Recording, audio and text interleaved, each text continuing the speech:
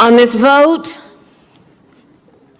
the yeas are 50, the nays are 50. The Senate being equally divided, the Vice President votes in the affirmative, and the bill, as amended, is passed.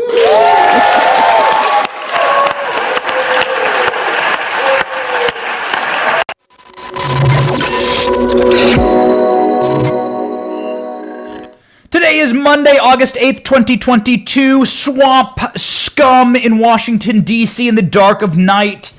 In the middle of your weekend, cackled and clapped and cheered as they raised your taxes, raised inflation, hired IRS agents, and Joe Biden has now fled D.C. amid a massive new Hunter Biden scandal. We cover it all on The Benny Show. My name is Benny Johnson. All right, ladies and gentlemen, we are sick and tired of this swamp scum. This is the worst thing we have seen D.C. do in a very, very long time. It's not that it's the middle of a recession, and it is a recession. We've had 2 negative quarters of GDP growth. It's not that it's the middle of, I don't care what you call it, a economic malaise, a horrible time economically for regular Americans every single day. My wife comes home and is like, hey, you know what? It used to cost us $80 at the grocery store, costs $300. It's not that this administration has destroyed our currency, our border, national security, has destroyed our schools, and destroyed our crypto markets, stock markets. Have you had any gains this year? It's not that everything under the Brandon administration is on fire, a dumpster fire. It's that they don't care. A Congress that cared would seek to affect the prices of gas for regular Americans. They would seek to close the border. They would seek to deflate the amount of currency that it currently takes to get your grocery bills. But they don't care, ladies and gentlemen. And that is why an orgy of spending was just passed last night in Congress. Kamala Harris cackling while she did it, and Democrats cheering while they raised your taxes and raised inflation and funded the IRS to hire 87,000 new agents. Do you know that now the IRS has better funding in America than most first world militaries? We have more expenditures in the IRS for America than the vast majority of first world countries spend on their own national defense, lethal defense forces. The IRS is now one of the most powerful armies in the world. And who are they coming after? Well, they're not coming after the Democrat base. By the way, those people don't pay taxes by and large. Those people are not making enough money or are taking too much from the system to pay any taxes. The 50% of Americans who don't pay income taxes, those are the Democrat base. The 87,000 IRS agents are coming after you, ladies and gentlemen. They're coming after the productive class, the deplorables, the MAGA class, the people who have jobs or want to improve their lives.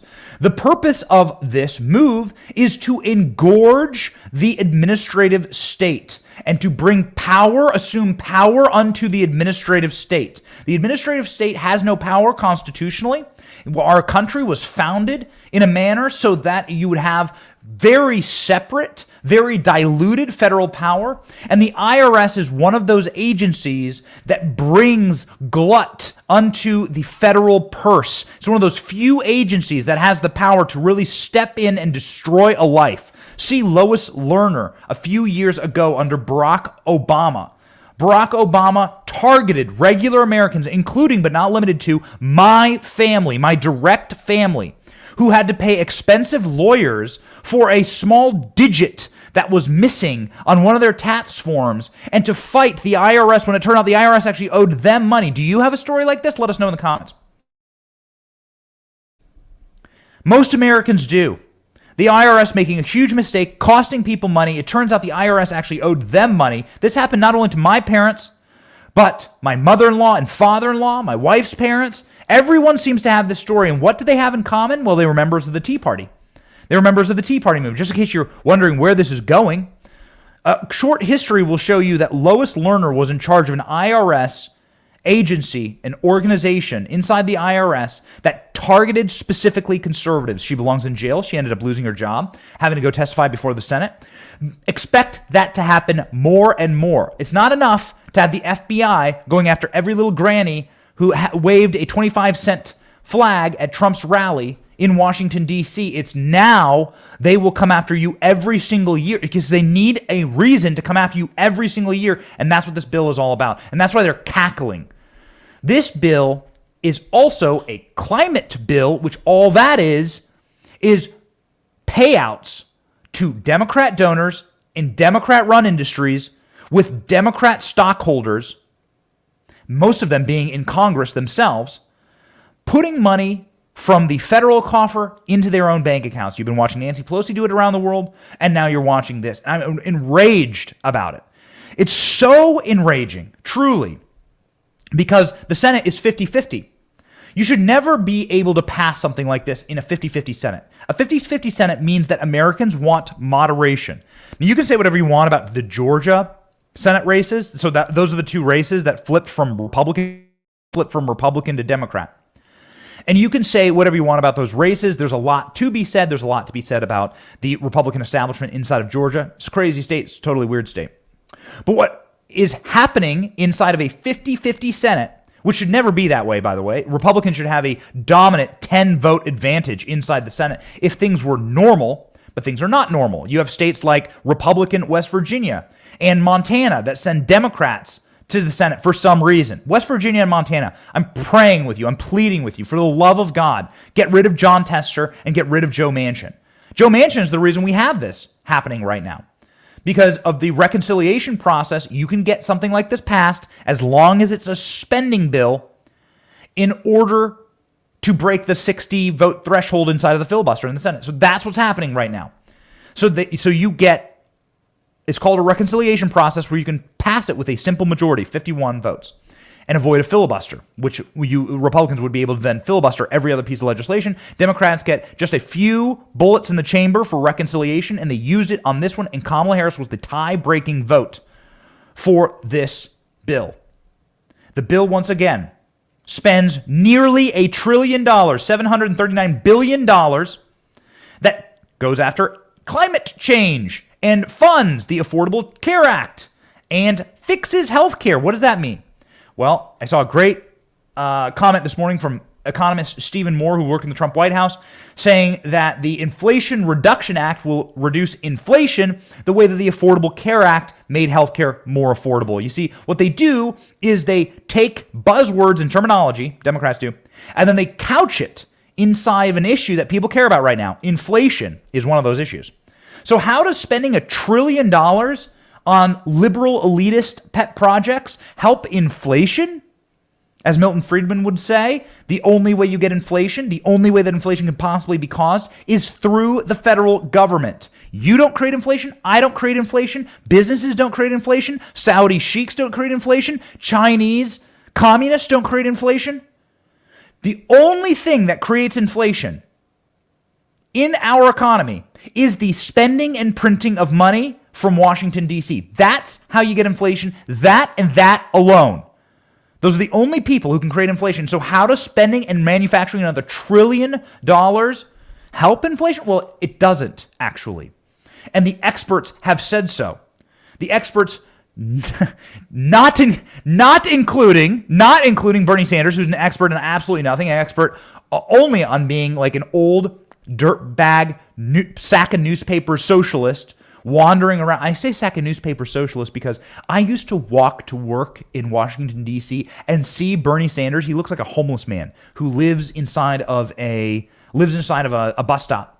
And Bernie Sanders would always have a plastic bag of newspapers walking down the streets. And it turns out that Bernie Sanders was stealing his neighbors' newspapers. Go check in on the Washington Post. They have an article about it, about how his neighbors had to send him a cease and desist because Bernie Sanders, the old decrepit sleazebag, dandruffy socialist from Vermont, who's never had a real job in his life, doddering down the street, swagger jacking people's newspapers, stealing their property. Classic communist move. But even Bernie Sanders, in all of his disheveled glory, knew that this act did not decrease inflation. It increases inflation exponentially, and we have a long list of experts that say so. But let's begin, notwithstanding, with Bernie Sanders straight up calling his own party out before voting to increase inflation. I want to take a moment to say a few words about the so-called Inflation Reduction Act that we are debating this evening. And I say so-called, by the way, because according to the CBO and other economic organizations who have studied this bill, it will in fact have a minimal impact on inflation. Well, so there you go. Well, I mean, like, listen, if Bernie Sanders is the guy who's coming at you and saying this is a lie, you got a major issue. Bernie, of course, voted for it because Bernie Sanders wants the federal government to spend and spend and spend as much money as humanly possible because that is Bernie's worldview. Bernie Sanders is a communist. He wants the federal government to be as powerful as possible, and he wants to be able to crush all small industries. Bernie Sanders would love it if the federal government took over your industry. Where do you work? Chances are you don't work for the federal government. They haven't been able to hire their 87,000 new IRS agents. And so Bernie Sanders would like for the government to take over Benny Media LLC. They would like for the federal government to be able to take over this show, to take over everything. Bernie Sanders loves this kind of spending. Of its $700 billion spent, $396 billion goes to climate change initiatives. I wonder who's in charge of that. I wonder what that means, climate change initiatives. I wonder who's getting rich off that. How many of those companies does Nancy Pelosi currently own? $64 billion goes to fund the Affordable Care Act, because that's what you wanted, more Obamacare spending. More Obamacare spending, get ready. Democrats claim the size of the bill's budget will be made up by a 15% corporate minimum tax. They're going to tax you more to spend. The massive spending package raises taxes for everybody, except those making between $10,000 and $30,000 a year. Those are Joe Biden supporters. Those are the voters of the Democrat Party who do not make anything, who do not create anything, and who live off welfare. That's it. Do you think the IRS hassles those people? They don't have anything to report. They probably haven't done their taxes ever. That's the Democrat base. That is consistently and now perpetually the Democrat base.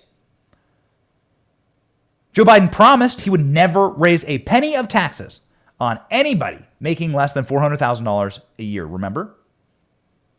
Guarantee, a promise. I've never broken my word.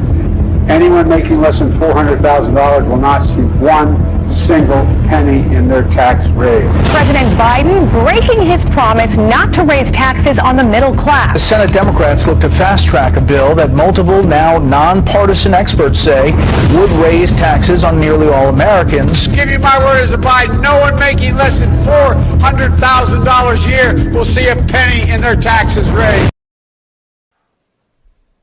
That compilation made by the RNC. Joe Biden has lied to you. Joe Biden and Kamala Harris cackled all the way after lying to you. I have a thought on exactly why this is happening and exactly why they are doing this. I worked for a long time in Washington, D.C., and I know that the chambers of power, when they change, the party that knows that they are doomed is going to then throw Hail Marys, an attempt to pay off as many people as they possibly can in order to attempt to desperately either stay in power or to continue to get the money flowing into their bank accounts, because remember, the last time they were in power, they took care of you. This is what's happening right now currently. The Democrat Party is not spending all this money on climate change. They're spending all this money on their own personal donors in order to gorge their PACs and their C3s and C4 operations with American taxpayer dollars. Where do you think these billions of dollars are going to go? They're going to go into Democrat organizations, and trust me, the climate change organizations that are getting funded through this are going to be knocking doors for Democrats. This is a payout to themselves and to their own corruption. And they are doing this not out of an act of strength. They're doing this out of an act of desperation. They're doing this because they know that they will not have these chambers for probably the rest of the decade. And hopefully they won't have these chambers, the White House being the chamber I'm talking about now, as you watch Joe Biden, who leaves quarantine, who was leaving quarantine yesterday. He went immediately to vacation. There he goes. Immediately off to vacation. This is the leadership currently in our country. So they spend $1 trillion during the weekend in the dark of night when they know no one else is paying attention. They cackle and laugh in your face as they raise your taxes and lie to you. They hire an army of IRS agents to harass you and hurt you, and they lie to you, calling this the Inflation Reduction Act, when it does absolutely no such thing. Sam, can we play clip number one more time of Kamala cackling? Now, it's very faint, but listen, dear viewer, listen to Kamala Harris literally cackle while she raises your taxes and hires an army to harass you and put you in prison. On this vote, the yeas are 50, the nays are 50. The Senate being equally divided, the Vice President votes in the affirmative, and the bill, as amended, is passed.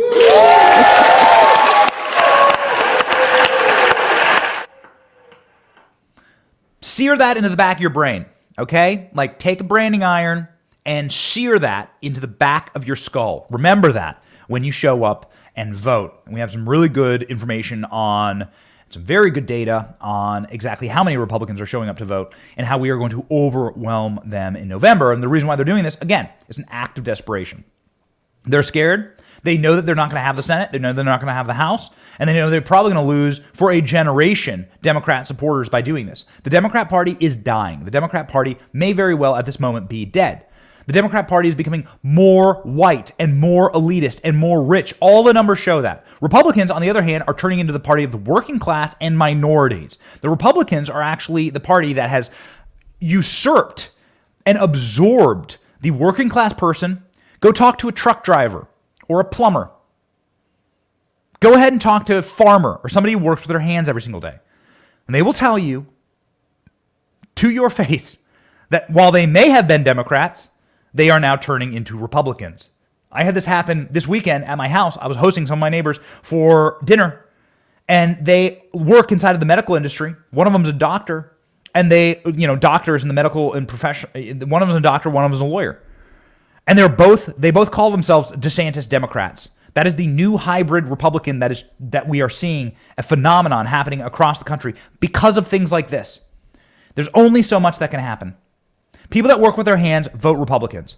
People that actually work, not even with your hands, vote Republicans. Somebody who works with his hands every single week is back in the saddle. His name's Sam. Sam Cam may come back up. We'll see. Is the Sam Cam on? Everybody say hi to Sam. Sam is back from his honeymoon. We pre-recorded a lot of content last week, and that's why you saw some very interesting content moving around last week, some interviews in there. Sam Cam is back from his honeymoon. Congratulations on the happy honeymoon, Sam. And the only reason that Sam has the cash in his pocket in order to take a honeymoon, get married, start a family, live the American dream is because Sam ain't no socialist. Sam ain't down with these policies. He works, and he doesn't want the federal government to spend like drunken sailors in a whorehouse, which, by the way, is a major insult to sailors who may drink a little too much and may need a little bit of time offshore. We don't mean to offend you, okay? I respect drunken sailors in a whorehouse far more than I respect Democrats. And by the way, hey, listen, say what you will about Kamala Harris. That cackle that she did there while voting to increase your taxes, ladies and gentlemen, that is gold for the Republican Party. We should thank her for that. That needs to be used in every single ad from here until eternity. That's the moment. People need to seize on this. That's the moment. We tweeted it last night. It has like 10,000 retweets. That's the moment. Republicans, take that, clip it, and run it in every single ad ever. That is a gift to us. Kamala Harris cackling while she raises our taxes, blows out our inflation, spends more, increases the federal government, kills American jobs, kills the oil industry. What do you think the message is going to send to the oil industry? They're already shutting down refineries all around the country. What do you think this message is going to send to our energy development here in America? That they're spending how much of it? It was 369 billion goes to climate change initiatives in order to crush American energy production. These people. So the experts, not just Bernie Sanders and his bag of newspapers, but the experts are coming through and saying, not so much. This is actually the worst thing you could possibly do right now inside of an inflationary recession spiral that we are in currently. Moody's Analytics chief economist Mark Zanotti noted that the bill would only marginally reduce the consumer price index as an economic gauge, and the consumer prices would actually increase and the savings would be slim. Maybe you would see a decline at the end of the decade. Washington Post straight up admitting this on their front page. This is the front page story of the Washington Post. Now, the Washington Post has been lying to you, calling this the Inflation Reduction Act for the last, couple weeks. The reason why is because the corporate media wears the jersey of the Democrat Party. They want to lie to you. Now, if Republicans were building the wall, let's say, and they called it the Open Border Act, and Republicans built the wall, what would happen if so the Republicans do something and then they call it the exact opposite of what they're doing? What would happen is you'd have fascist experts on CNN day and night talking about how this is how democracy dies, how this is how fascistic regimes start. This is the end of our republic as it stands. You'd have fact checks from every single outlet. Republicans would never be able to go on without a chyron saying, the Open Borders Act, parentheses, they're lying. Remember how they used to do that with Trump? Well, now that it's been passed through the Senate, which is the big issue, the big chamber that you have to get this thing through, because I think it's going to fly through the House. We'll see. We'll see how many people are suicidal in the House of Representatives. You'd have to be suicidal as a Democrat to vote for this. It'll have to get marked up. It'll have to get a vote. We'll see what they do to it in the House. But Washington Post, now that it's been passed, says straight up, this is not an Inflation Reduction Act. Why the Inflation Reduction Act is no such thing. One of the more enduring facilities informing discussion on the economy is that there are a couple of dials located in a vault somewhere in Washington where officials can turn on or control employment output and inflation, even the price of gasoline. Anytime something good happens, some politicians inevitably step forward to claim credit for having got the dials just right. And anytime something bad happens, you can be sure that the media and political opponents will blame the officials for the wrong settings. That's what happened earlier this year when the inflation began to take off under President Trump's first term. Under President Biden. First term, Congress and the Federal Reserve were criticized for overstimulating the economy in response to the pandemic. We heard it again and again late last month. The domestic product triggering dire and exaggerating predictions, recessions, and Republicans, and now Democrats in Congress are embracing the same fallacy as they ram through a package of climate change, tax, and health care incentives, fantastically marketed as the Inflation Reduction Act. This is insane that this is from the Washington Post. Who wrote this? This is just bananas. Given the pre-pandemic prosperity was already dependent on a large dose of fiscal and monetary stimulus, it should have come as no surprise that the pumping of trillions of dollars in added stimulus over the next 2 years would lead to rising prices and wages. Indeed, that point of these rescue efforts to prevent a deflationary spiral set the floor under household income, stimulate investment, and prop up prices of stocks, bank loans, and real estate. In hindsight, it's clear that policymakers ignored warnings and overdid it. But it is equally true that the economic policy is not science, and that the global economy is not a system that can be controlled by a couple of dials in Washington. The Congressional Budget Office estimates that over the next 2 years, the Inflation Reduction Act is likely to change the inflation rates by less than 0.1%. They lied to you. They lied to you in passing of this bill. And even more malevolent, in case you're wondering whether this is just incompetence or malevolence, even more malevolent is this. They used the crisis of inflation, that is, breaking the back of the American worker, and we hear it every single day on the show. They used the crisis of inflation as a prerequisite to create more inflation. So they called this the Inflation Reduction Act. Joe Manchin walking into Chuck Schumer's office. Hey, why the hell is spending $700 billion going to increase or decrease inflation? It's not going to. Chuck Schumer, well, we'll just call it the Inflation Reduction Act, Joe. Joe Manchin, oh, okay, that sounds great. Joe Biden, oh, okay, that sounds great. Got it. You got my support. West Virginia, get rid of this man. He is scum. West Virginia, stand up. Protest Joe Manchin wherever he goes, make him the most hated man in your state. Get him out. He is voting against your interests. We spent a lot of time in West Virginia. We've actually done documentaries on and inside of coal mines in West Virginia. Some of the best people I've ever met. Some of the kindest, warmest hearted people I've ever met. Some of the best moonshine I've ever drank. These people are awesome. Joe Manchin's only job is to sit there and to support those industries, coal mining industries, and he just voted to spend $700 billion on climate change, which is going to destroy West Virginia. Not that it already doesn't have its own problems in West Virginia. These people are malevolent. They do not have your best interests in mind. They have your worst interests in mind. And even the Washington Post is straight up saying so. Even over the next 5 years, according to the Committee for Responsible Federal Budget, the package moving through the Congress would reduce the federal budget deficit by a piddling $25 billion, a rounding error for the $23 trillion economy. Regardless of the final number, the measure will hardly dent an annual federal budget deficit projected to run at a rate of 5% GDP over the next 10 years.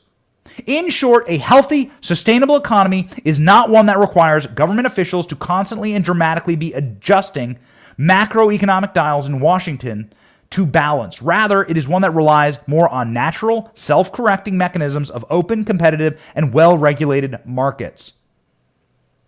Clearly, ladies and gentlemen, what you have here is a situation where the party in charge is simply panicking. They're desperate. They have to get one final bill through Congress to pay off their donors before they're out of power. This is how Washington, D.C. works. And guess what? It's a big party and you ain't invited. It's never about you, the American people. There are 17,000 concurrent ongoing fires right now all across the country that are burning this country to the ground, and they don't give a damn about you. Democrats reject ban on middle-class tax hike in Inflation Reduction Act. Oh, interesting. This from Breitbart. Senate Democrats on a party line vote rejected an amendment to their Inflation Reduction Act that would ban the IRS from being used to go after middle-class Americans, in case you were wondering. Who do middle-class Americans vote for? What do middle-class Americans believe? Well, the opposite of what the Democrat Party believes. So they're going to now harass you. If you didn't break into the Capitol on January 6th, They had their way with those people. Now they're going to come after you, who didn't happen to be there on January 6th. They're just going to come after you every single year when you file your taxes. On Sunday, Senate Democrats passed the Inflation Reduction Act, which includes $80 billion for the IRS to target working-class American households, squeezed already by inflation with more audits. The Joint Committee on Taxation has reported 78 to 90% of the taxpayer money raised via new audits and investigations as a result of legislation would come from American households earning less than $200,000 a year. That is the vast majority of American households. Meanwhile, under 49% is expected to come from households earning more than $500,000 a year. Mike Crapo offered an amendment that would ban the IRS funds from being used to target Americans making less than $400,000 annually, essentially an amendment to make Joe Biden a truth teller, not a liar, because Joe Biden promised not to do this. The amendment was rejected by Senate Democrats on a party line vote. So Democrats, with the vote of Kamala Harris, were striking down a plan, an amendment that says that the IRS cannot use this new $80 billion in funding to go after you. And Democrats said, you see, that's the game here. Hold on. Record scratch. Wait a second. That's what we're planning on doing. Why would we vote for this? This is the point. The point is to go after you. We're going to weaponize the federal government. I swear to God, ladies and gentlemen, if the next Republican Congress does not defund this and then begin to strip mine the IRS, the FBI, the Department of Justice, the federal agencies, and properly defund our government, you're talking a revolution inside of the Republican Party. You already have one, and we're going to get to the Arizona results here in just a moment. Democrats poised to spend $3.5 trillion during historic inflation with Republican help. Also, according to Breitbart.com, of course, Republicans joined with Democrats, locked arms, and sang like the Who's of Whoville on Christmas morning. They passed an infrastructure plan, a $3 trillion infrastructure plan, $1.9 trillion America Recovery Act, that Mitch McConnell and Republicans joined with Democrats in order to pass. Never forget that. Mitch McConnell needs to resign. Mitch McConnell needs to be out of a job. Mitch McConnell needs to go the way of all endangered turtles. He needs to bury his head in the sand and swim back in the ocean from whence he came. You can catch Mitch McConnell in the third Finding Nemo film. That's where he belongs, ladies and gentlemen. Mitch McConnell handed Joe Biden his biggest congressional victory, and then Republicans went ahead and handed Joe Biden another massive victory on gun control, with John Cornyn passing gun control. Remember, we have a 50-50 Senate, so virtually all of these wins have to be with Republican support. $550 billion for so-called Infrastructure Investment and Jobs Act. $280 billion for creating helpful incentives to promote semiconductors, the CHIPS bill, to get Nancy Pelosi a absolute crap ton of vodka for her bar off the dividends that she is going to make off of these bills. $700 billion for the Inflation Reduction Act. I mean, if you're a fan of 1984 and George Orwell, this would be called doublethink. This would be called doublethink. Doublethink is systematically and concurrently holding two conflicting ideas at the same time. The Inflation Reduction Act that spends another $1 trillion that we don't have. As Politico noted, these expenditures amount to roughly $3.5 trillion to address leftist priorities, and is going to lead to total and complete economic disaster and fallout. And quite frankly, Republicans only have themselves to blame, sadly, because Democrats, we know they're going to do this. So Republicans need to send Republicans to the Senate. You need to send Republicans to Congress. You got to support J.D. Vance. You got to support Blake Masters. You got to support Adam Laxalt in Nevada. We must win the Senate, ladies and gentlemen. We must stop the madness. As if there isn't enough problems in this country, and with the passage of another $1 trillion in money we don't have, setting the dumpster on fire of our economy even further, Joe Biden decided to get on a plane, wobble out of isolation that he had been in for 7 days, in his COVID isolation, and head for another vacation. That makes 41 vacations for Joe Biden to Delaware. Joe Biden getting out of Dodge. There you go. See you later. Took no questions. Did no Q&A. Didn't talk to anyone. Stopped there. Every time you watch him walk, you're like just praying he doesn't trip and fall directly on his face. Hit a massive, dog turd from his German Shepherd there and just land directly on his face. Joe Biden flees Washington, D.C. We think we may know why. We'll see. Hunter Biden, massive bombshells breaking about Joe Biden and what may become of the Biden family. We'll be covering in detail on tomorrow's show. Joe Biden fled Washington, D.C., went to Delaware. The First Lady, Jill Biden, has been in Delaware for 2 weeks as Joe Biden has been isolating from coronavirus. Isolating because of his coronavirus and a rebound case of coronavirus. So Joe Biden got coronavirus 2 times. So there you go. I wonder if he gets a discount, if he has a punch card. I mean, Dr.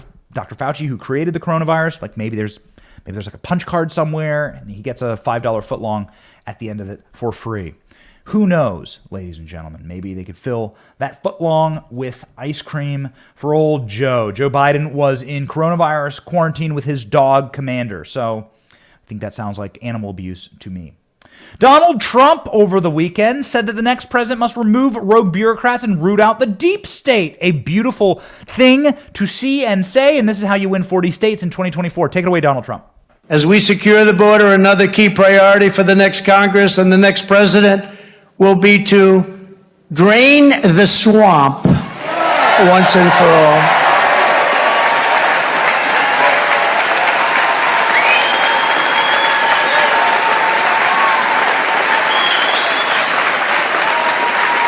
To remove rogue bureaucrats and root out the deep state, Congress should pass groundbreaking reform, empowering the president to ensure that any federal employee who is corrupt, incompetent, or unnecessary for the job can be told, "You're fired."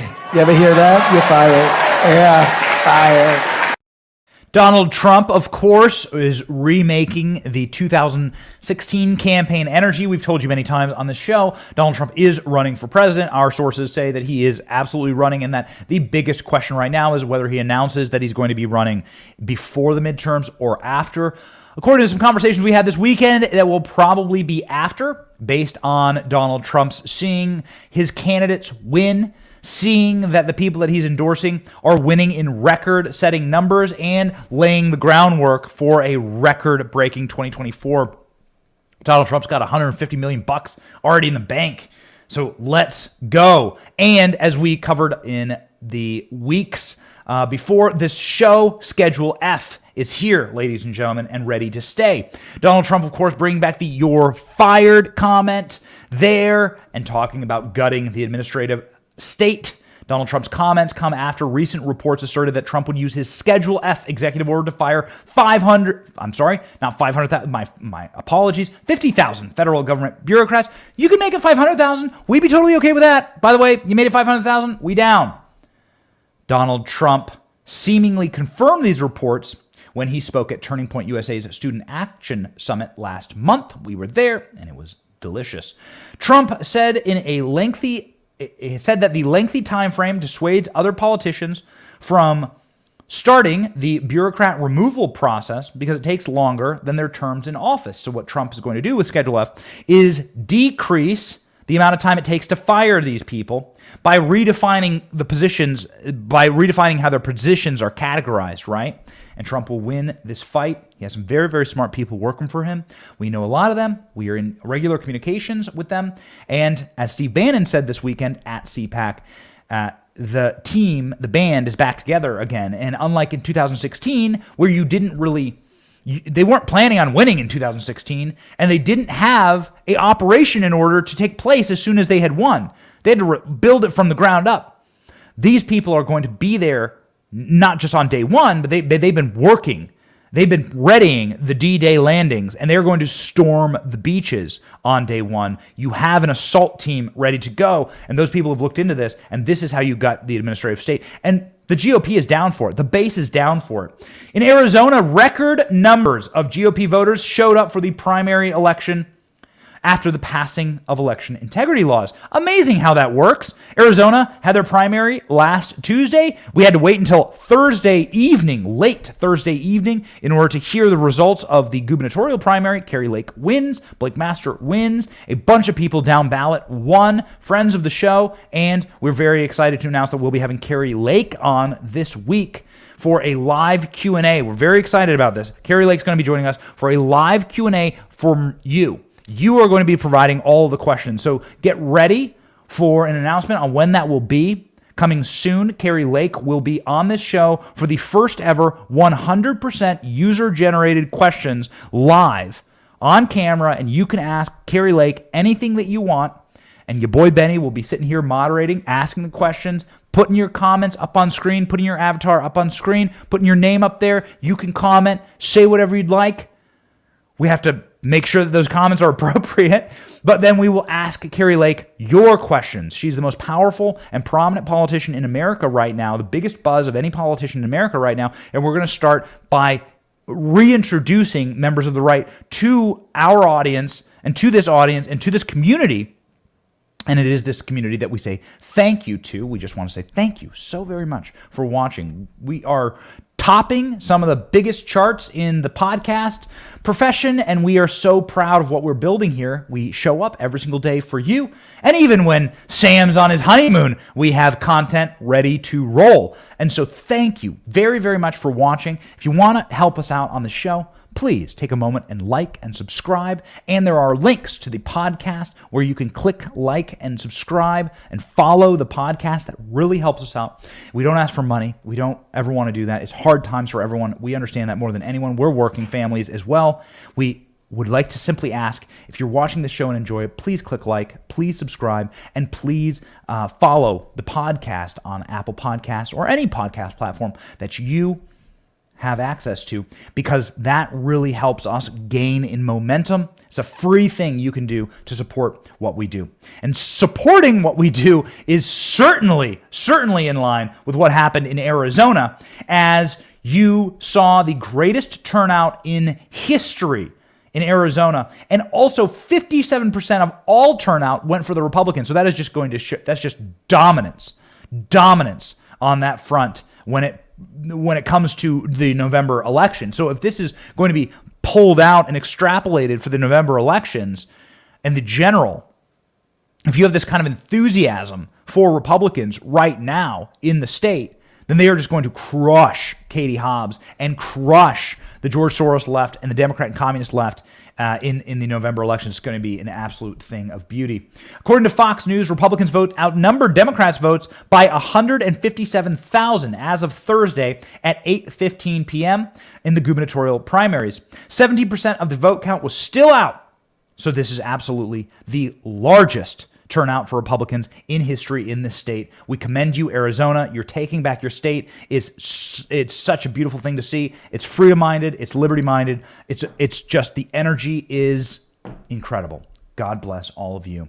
The reason why we need turnout is because we need to turn out the Bidens from the White House. Joe Biden did meet with Chinese energy executives in league with his son Hunter. We're going to be covering this more in depth tomorrow. We're going to be doing a big look into all of Hunter Biden's crimes. But the 15th meeting now on record for a businessman tied to Hunter Biden that were able to sit down and meet with Joe Biden inside of the executive branch while he was vice president. Two Chinese businessmen who have ties to Hunter Biden met with Joe Biden inside of the White House and then sent fawning emails. The way this worked was simple. It is very hard to get meetings inside of the White House, as you can imagine. These are things that happen for people who curry favor with the party in charge. What occurred here was that Hunter Biden was the bag man for this operation. You would pay Hunter Biden and then you get meetings with chief executives inside of the executive branch. It's called pay for play. It is totally illegal. It's completely immoral. And Hunter Biden did it. And he did it and got rich doing it.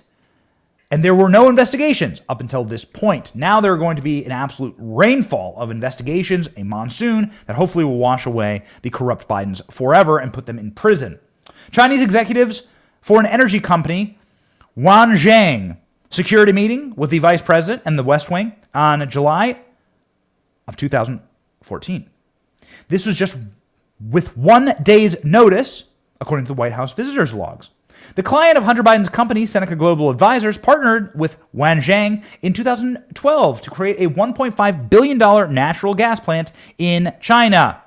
So in case you're wondering, the Hunter Biden enterprise was to build up the Joe Biden enterprise, because it was all in the direction of Joe Biden, was to build up the energy supplies and to build up the resources of America's geopolitical enemies, whether that be Russia, whether that be China, whoever that may be. Whoever was paying them the cash, baby, the money, follow the money.